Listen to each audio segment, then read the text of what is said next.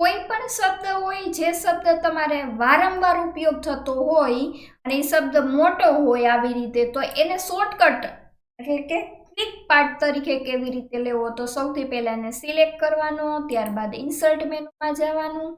Insert મેનુમાં ગયા પછી ઓપ્શન આવે છે, એ ઓપ્શન ઉપર કરવાનું. એ ઓપ્શનનું નામ છે ક્વિક પાર્ટ. ક્વિક પાર્ટ ઉપર ક્લિક કરો એટલે તમને આ મેનુ દેખાશે. આ મેનુમાંથી એડ ટેક્સ્ટ ઉપર ક્લિક કરો, તો એની ગેલેરીમાં જઈએ, save selection to quick part gallery.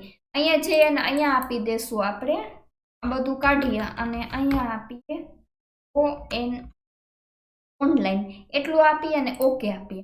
હવે છે આ લખાણ છે આપણે ડિલીટ કરી નાખ. હવે તમે જે ONL દબાવો અને કંટ્રોલ F3 દબાવો તો ઓનલાઈન ટીચિંગ કોમ્પ્યુટર છે એ લખાય છે. ફરીથી ONL અને F3 કીબોર્ડમાંથી F3 દબાવો તો આવી રીતે થઈ જશે. Thank you.